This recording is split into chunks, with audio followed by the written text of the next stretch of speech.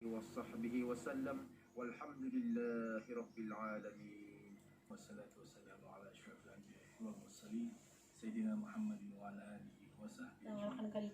Assalamualaikum warahmatullahi wabarakatuh dan salam sejahtera. Kementerian Kesihatan ingin memaklumkan kepada orang ramai bahawa pada hari ini Rabu 9 Zulkaidah 1441 Hijrah bersamaan dengan 1 Julai 2020 Masehi, Alhamdulillah, dengan izin Allah Subhanahu Wa Taala juga tidak ada kes baru jangkitan COVID-19 telah disahkan di negara ini. Ini bermakna jumlah keseluruhan kes COVID-19 di negara ini kekal seramai 141 orang. Sementara itu, terdapat 413 orang sedang menjalani pengasingan diri mandatori di pusat-pusat pemantauan yang disediakan oleh kerajaan, iaitu mereka yang baru tiba ke negara ini setelah melakukan perjalanan dari luar negara. Setakat ini, seramai 2,718 orang telah menamatkan pengasingan diri mandatori di kemudahan-kemudahan berkenaan. Dalam tempoh 24 jam yang lalu, sebanyak 294 sampel telah diuji bagi virus SARS-CoV-2 yang membawa jumlah keseluruhan ujian makmal dijalankan sejak Januari 2020 kepada 29,841 ujian. Seterusnya, mengambil kira situasi COVID-19 di negara Brunei Darussalam yang pada masa ini adalah dalam keadaan yang terkawal, maka pada menjunjung titah perkenan Kepada Yang Maha Mulia Paduka Seri Baginda Sultan dan Yang di-Pertuan Negara Brunei Darussalam, Kementerian Kesihatan ingin memaklumkan kepada orang ramai mengenai tambahan pengurangan langkah-langkah penjarakan sosial seperti berikut. Pertama, memulakan aktiviti-aktiviti baru ke tahap pertama ataupun level 1 pada 6 Julai 2020 bagi kolam renang, panggung wayang dan perkumpulan ramai mass gathering. Kedua, menaikkan aktiviti-aktiviti berikut dari tahap pertama atau level 1 ke tahap kedua bermula pada 6 Julai 2020, iaitu kelas berkeperluan khas, pusat penjagaan kanak-kanak, muzium, galeri dan perpustakaan, dan kafe internet. Kemudian, menaikkan aktiviti-aktiviti berikut dari tahap kedua ke tahap ketiga bermula 4 Julai 2020, iaitu sekolah, institusi teknikal, vocational dan pendidikan tinggi, sekolah tuition dan sekolah muzik. Manakala aktiviti-aktiviti berikut akan dinaikkan dari tahap kedua ke tahap 3 bermula 6 Julai. Itu masjid, surau dan balai-balai ibadat, tempat-tempat ibadat lain selain daripada masjid dan surau, sekolah memandu, gym dan fitness center, fasiliti sukan indoor dan outdoor, padang golf, restoran, kafe dan food court, dan gerai dan pasar. Sementara itu, arcade dan indoor playground belum lagi dibenarkan untuk dibuka sehingga satu tarikh yang akan diumumkan kemudian. Keterangan lanjut mengenai pengurangan langkah-langkah penjarakan sosial di setiap premis tersebut akan masing-masing dijelaskan oleh kementerian yang berkenaan. Sementara itu, berikut adalah syarat-syarat pengurangan langkah-langkah sosial. Bagi pertama, perkumpulan ramai ataupun mass gathering. Perkumpulan ramai adalah dibenarkan tetapi terhad kepada keramaian tidak melebihi 50 orang sahaja. Orang ramai bolehlah merujuk kepada syarat-syarat terperinci di dalam garis panduan bagi perkumpulan ramai tahap 1 yang akan dimuat naik ke laman sesawang Kementerian Kesihatan. Kedua, tempat-tempat ibadat lain selain daripada masjid dan surau. Tempat-tempat ibadat lain selain dari masjid dan surau yang dibenarkan beroperasi pada 80% daripada kadar kapasiti biasa pada satu-satu masa dengan masih mengamalkan penjarakan fizikal. Syarat-syarat lain adalah dikekalkan sebagaimana arahan dan garis panduan yang telah dikeluarkan. Seterusnya, sekolah memandu. Bagi sekolah memandu, kelas-kelas boleh diadakan pada kadar 90% dari kapasiti biasa pada satu-satu masa. Syarat-syarat lain adalah dikekalkan sebagaimana arahan dan garis panduan yang dikeluarkan oleh Kementerian Pengangkutan dan Info Komunikasi.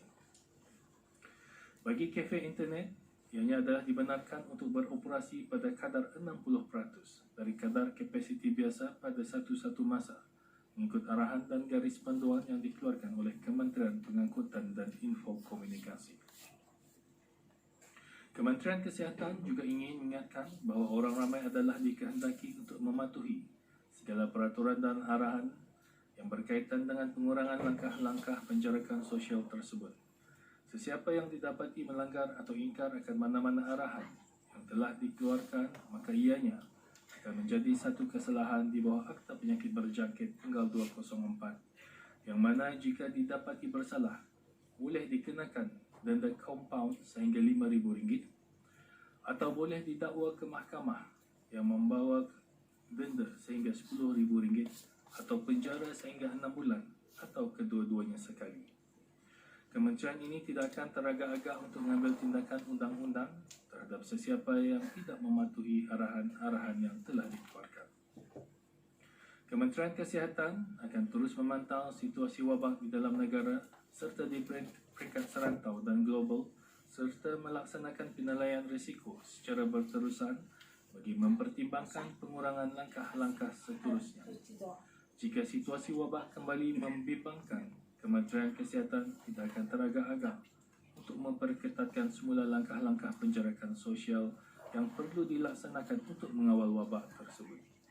Kementerian Kesihatan akan memaklumkan kepada orang ramai mengenai sebarang perubahan mengenai situasi ini jika perlu dari masa ke semasa. Sekian, terima kasih.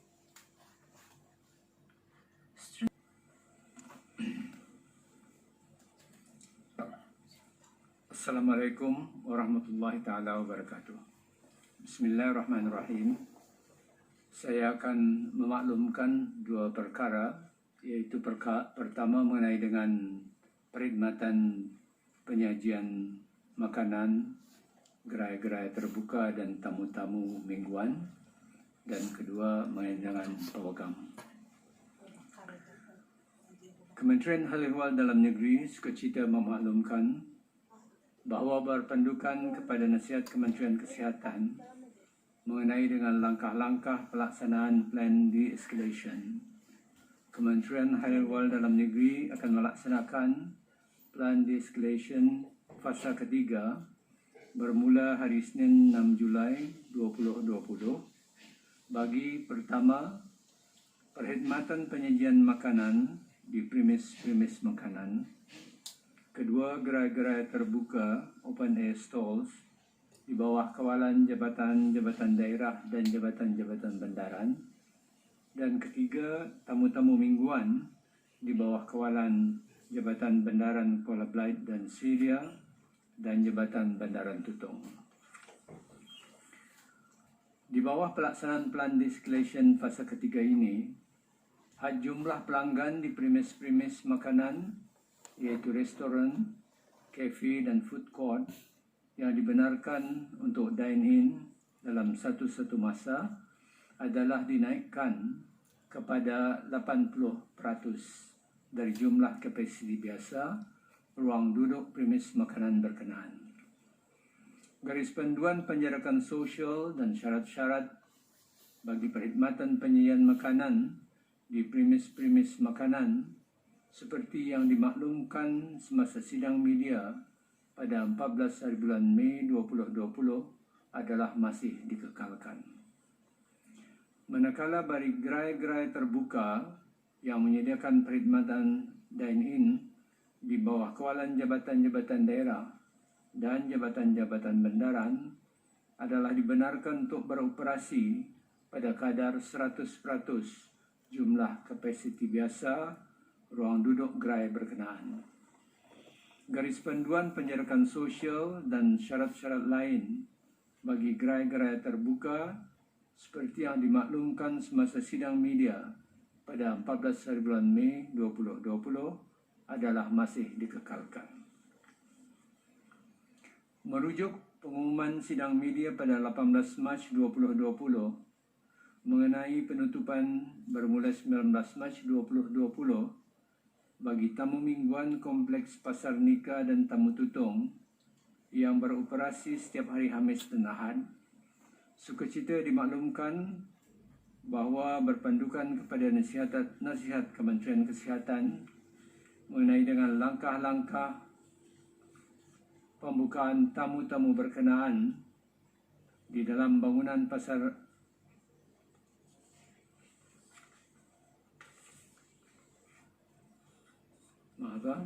pelaksanaan plan de-escalation, maka bermula pada hari Khamis 9 Julai 2020, tamu mingguan Kompleks Pasar Nika dan tamu Tutong Daerah Tutong adalah dibenarkan untuk beroperasi semula pada kadar keramaian penjaja 50% dari jumlah kapasiti biasa ruang berniaga tamu berkenaan pada satu masa mengikut penjadualan kumpulan penjaja yang akan diselaraskan oleh pihak Jabatan Bandaran Tutong.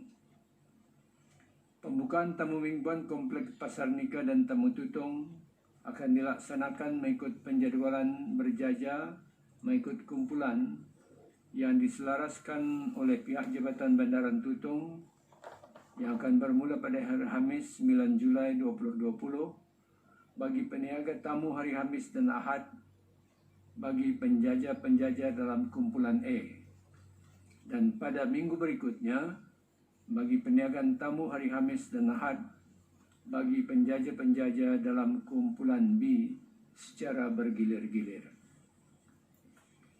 Merujuk jua pengumuman sidang media pada 26 Mac 2020 mengenai penutupan bermula 26 Mac 2020 bagi tamu nikah Seria, kawasan letak kereta bertamu berkenaan ke dalam bangunan Pasar Nika Seria, Jalan Lorong 3 Selatan Seria, mengambil kira akan keperluan, pengawalan dan pematuhan kepada garis pandu dan langkah-langkah penjarakan sosial dari Kementerian Kesihatan.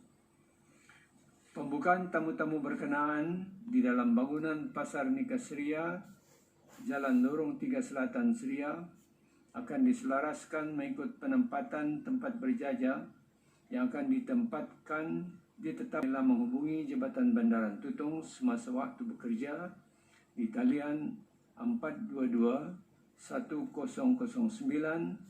atau 811 7115 selepas waktu bekerja. Manakala bagi pembukaan semula tamu Seria dan tamu nikah Kuala Belait dengan penempatan tamu-tamu berkenaan ke dalam bangunan Pasar Nika Seria, orang ramai bolehlah menghubungi Jabatan Bandaran Kuala Belait dan Seria semasa waktu bekerja di talian 3340-631 atau 88722233 selepas waktu bekerja.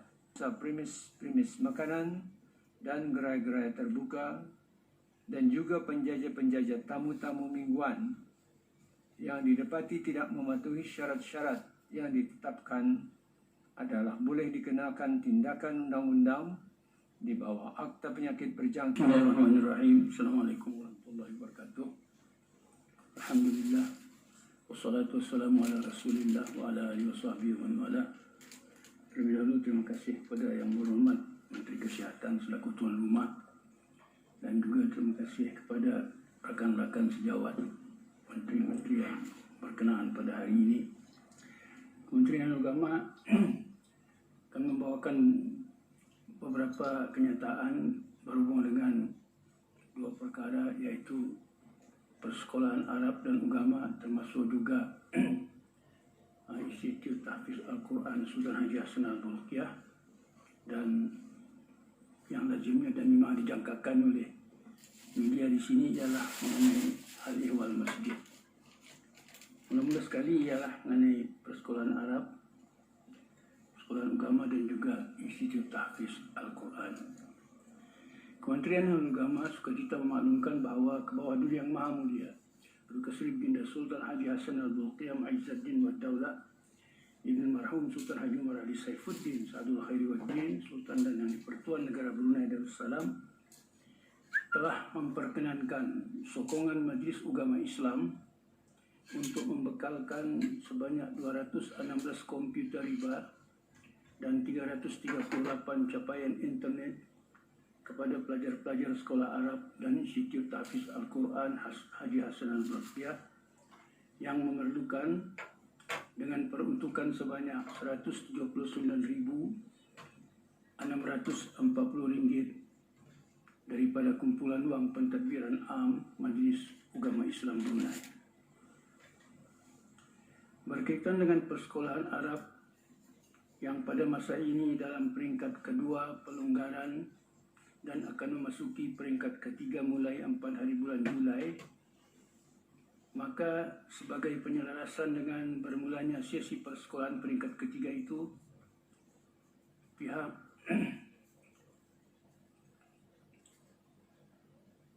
Kementerian Ahli Agama melalui Jabatan Pengajian Islam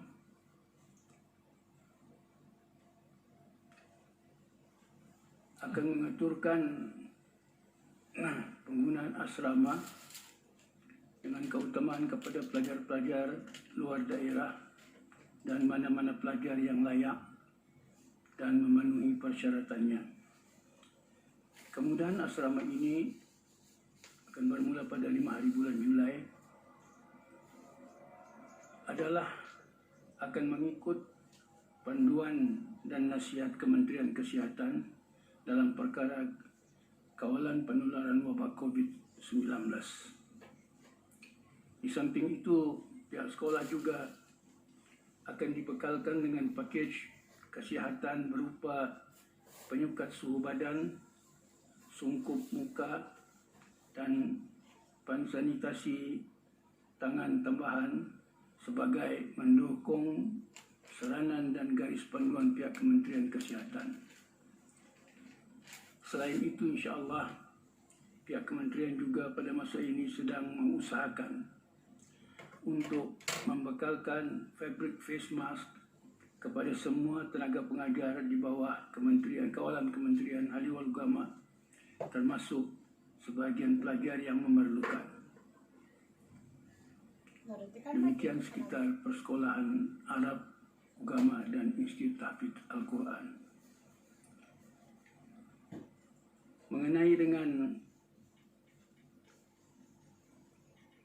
masjid, surau dan balai-balai ibadat, alhamdulillah wa syukrulillah,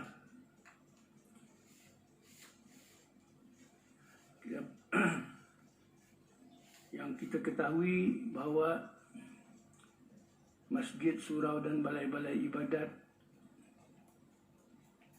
dalam tempoh tahap kedua masjid sekarang ini dibuka semula dalam langkah pelonggaran kawalan yang dikuatkuasakan, dan insya-Allah dengan izinnya juga nanti kita akan memasuki tahap ketiga bermula pada waktu subuh hari Isnin 6 hari bulan Julai tahun 2020 yang sebagaimana mengikut telah dirancangkan oleh Kementerian Kesihatan.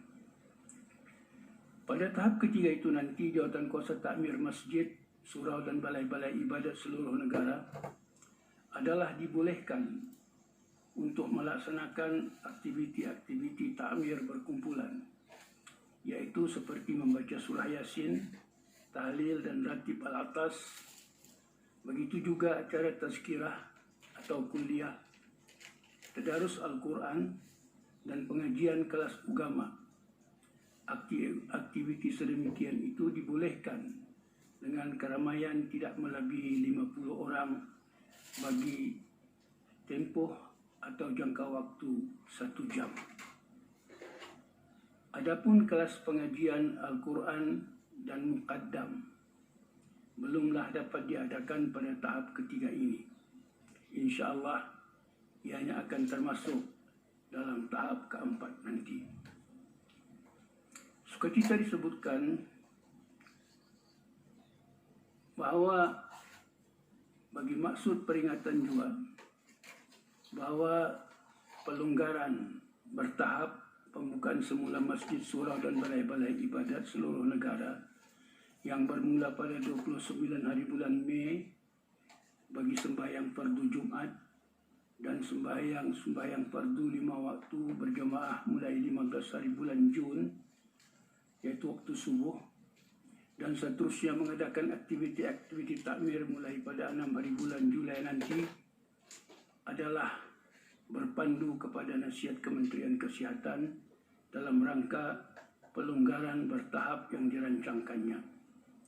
Oleh itu, semua langkah kawalan bagi mencegah jangkitan wabak COVID-19 adalah akan terus dikuatkuasakan seperti biasa, kecuali pemakaian sungkup muka dipastikan bagi sembahyang fardu Jumat dan bagi sembahyang fardu 5 waktu adalah digalakkan. Dalam hubungan ini kita bersyukur kepada Allah Subhanahu wa taala atas rahmat izinnya jua sejauh ini masjid, surau dan balai-balai ibadat yang ditutup sementara bermula 17 hari bulan Mac telah dibuka semula secara bertahap.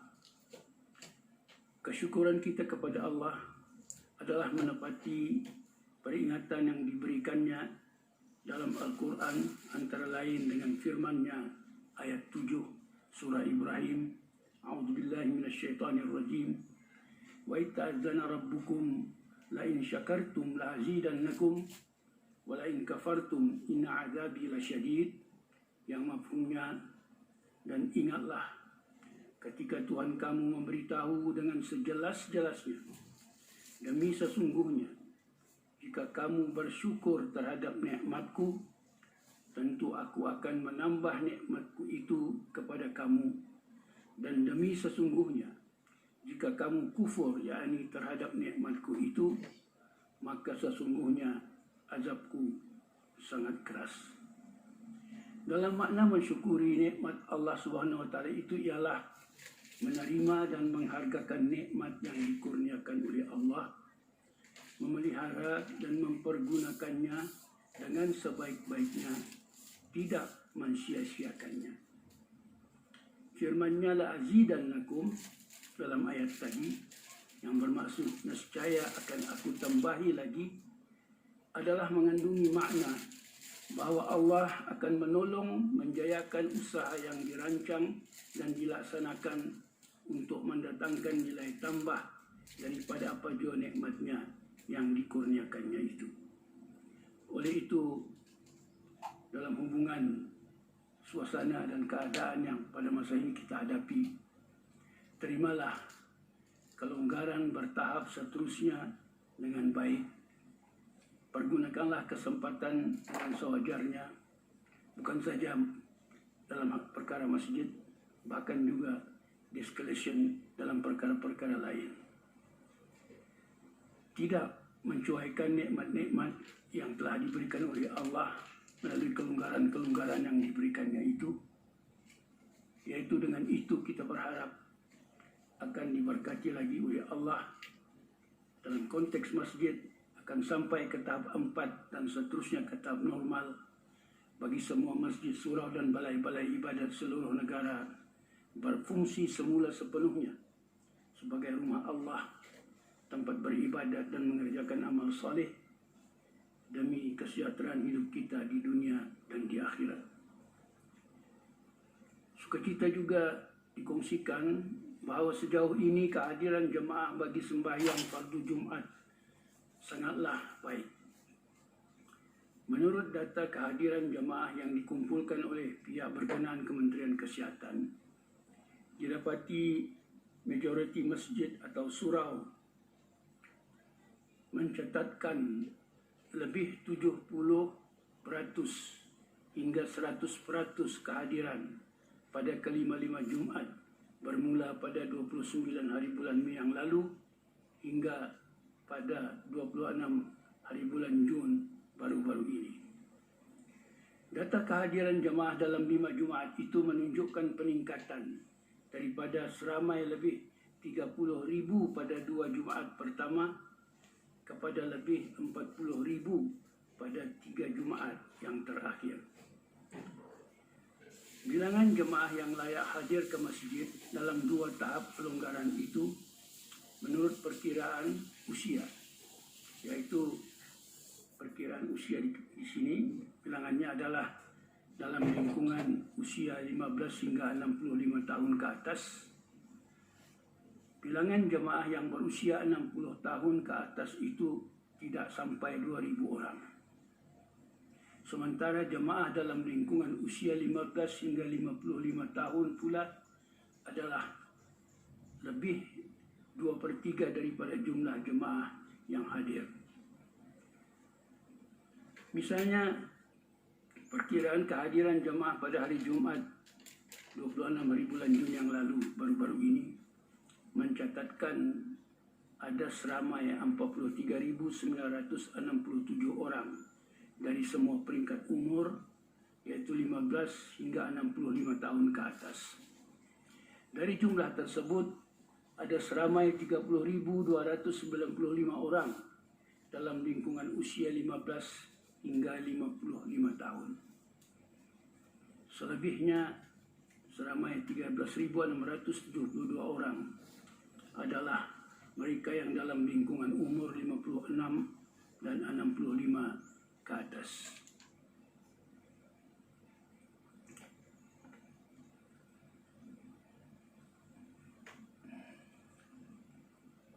Jadi akhirnya sama-samalah kita terus mengamalkan sikap bertawakal setelah berusaha dan terus bersabar dengan patuh mengikut semua nasihat dan saranan dalam membendung penularan wabak COVID-19 di negara ini. Seterusnya, sama-samalah juga kita merafakkan doa kehadrat Allah SWT. Semoga negara kita akan terpelihara dan terlepas daripada ancaman wabak COVID-19 ini. Dan Assalamualaikum warahmatullahi wabarakatuh dan salam sejahtera. Kementerian Kewangan dan Ekonomi sukacita memaklumkan bahawa setakat pukul 4 petang ini, jumlah kutipan COVID-19 Relief Fund adalah berjumlah RM14,945,55. Sehubungan dengan itu, Kementerian Kewangan dan Ekonomi ingin memaklumkan bahawa COVID-19 Relief Fund ini akan terus dibukakan ke satu tarikh yang akan dimaklumkan kemudian. Di kesempatan ini, Kementerian Kewangan dan Ekonomi bagi pihak Kerajaan Kebawah-Duli Yang Maha Mulia, Paduka Seri Baginda Sultan dan Yang di-Pertuan Negara Brunei Darussalam dengan tulus ikhlas mengucapkan berbanyak-banyak terima kasih di atas sumbangan orang ramai. Sekian, terima kasih.